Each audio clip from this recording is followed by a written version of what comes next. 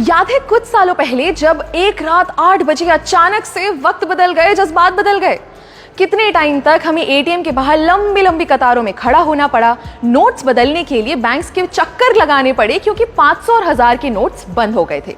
अब उस समय की परेशानी को आप और मैं बहुत अच्छे से जानते हैं और जाहिर है कि तब से हम हर तरीका आजमाते हैं कि उस सिचुएशन में वापस ना जाना पड़े। मगर अगर उस समय हम ब्लॉकचेन टेक्नोलॉजी यूज कर रहे होते तो शायद उतना नुकसान नहीं सहना पड़ता। नमस्कार, स्वागत है आपका जी के डिजिटल शो पर। मैं हूं पलक यादव और आज हम बात करेंगे क्रिप्टो करेंसी के एक बहुत अहम पहलू पर जिसका नाम है ब्लॉकचेन।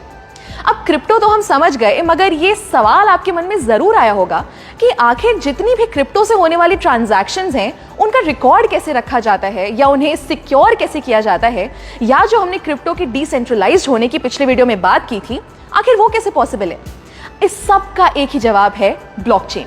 ब्लॉकचेन एक बड़ा सा बटा हुआ डेटाबेस है जो हजारों लाखों कंप्यूटर्स पे शेयर्ड होता है और ये सारे कंप्यूटर्स आपस में कनेक्टेड होते हैं। आसान भाषा में कहें तो जैसे एक दुकानदार अपने पास एक रजिस्टर बना के रखता है ना कि कितना राशन आया, कितना बिका, ठीक वैसे ही ब्लॉकचेन एक डिजिटल रजिस्टर की तरह होता है।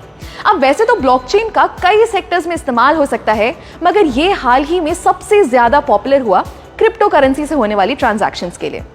वैसे तो ब्लॉकचेन एक एक्सपेरिमेंट के तौर पर 1991 में आया था, मगर इसका इस्तेमाल शुरू हुआ 2009 में जब बिटकॉइन आया। जी हाँ, कुछ सुना सुना लगा। सातोशी नाकामोटो ने जब 2009 में बिटकॉइन शुरू किया, तब ही बिटकॉइन के आसपास उन्होंने ब्लॉकचेन का कॉन्सेप्ट यूज किया। चलिए इसको जरा ऐसे समझते हैं। फर्ज कीजिए आपने बिटकॉइन से कुछ खरीदा या बिटकॉइन खरीदा, तो ये जो ट्रांजैक्शन हुई, ये इंफॉर्मेशन एक ब्लॉक के फॉर्म में बन के सेव हो गई। फिर आपने उस बिटकॉइन को बेचा तो फिर से एक ब्लॉक बन गया। अब ऐसे ही आप जितनी बार ट्रांजैक्शंस करेंगे तो उसका एक ब्लॉक बनता जाएगा और वो सारे ब्लॉक्स एक चेन से जुड़ते जाएंगे, इसलिए इसका नाम है ब्लॉकचेन। सिंपल। मगर ये हमारे ट्रांजैक्शन यानी लेन देन के डेटा को सेव कैसे रखता है?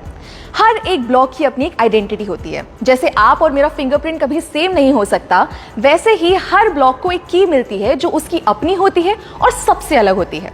क्योंकि ये डिसेंट्रलाइज्ड होता है, तो अगर इस चेन के किसी ब्लॉक में कोई दिक्कत भी आती है तो बाकी ब्लॉक्स पर कोई फर्क नहीं पड़ेगा। ब्लॉकचेन एक ऐसा सिस्टम है जिसे हैक करना, हटाना या चेंज करना लगभग नामुमकिन है।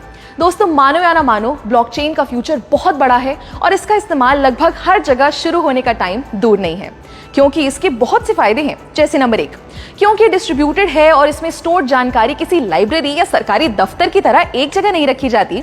इसको संभालने या मेंटेन करने के लिए किसी मिडिल मैन की जरूरत नहीं है। दूसरा, ब्लॉकचेन एकदम ट्रांसपेरेंट है, यानी आप और मैं कभी भी इसको एक्सेस कर सकते हैं और अपनी ट्रांजैक्शंस पर नजर रख सकते हैं, जिससे फ्रॉड के चांसेस बहुत कम हो जाते हैं। तीसरा, ब्लॉकचेन पर हर इंफॉर्मेशन को बहुत आसानी से ट्रेस किया जा सकता है, यानी पुरानी से पुरानी ट्रांजैक्शन को भी हम देख सकते हैं। चौथा, ये टेक्नोलॉजी एकदम फास्ट है। हर चीज का लिखा हुआ रिकॉर्ड बनाने में बहुत टाइम और मेहनत लगती है, मगर वही जानकारी को अगर ब्लॉकचेन के जरिए सेव करें तो वो बहुत आसानी से और बहुत जल्दी हो जाएगा। और आखिरी, जैसा मैंने पहले भी बताया कि ये बहुत सेफ है, तो आप टेंशन फ्री होकर इसका इस्तेमाल कर सकते हैं। क्या आपको पता है, बहुत से भारतीय बैंक्स ने इस ब्लॉकचेन टेक्नोलॉजी को ऑलरेडी यूज करना शुरू कर दिया है, जैसे ई-केवाईसी के लिए, ई सिग्नेचर के जरिए ऑनलाइन डॉक्यूमेंट्स या कागजात वेरीफाई करने के लिए, कमर्शियल लेटर्स बनाने के लिए इत्यादि।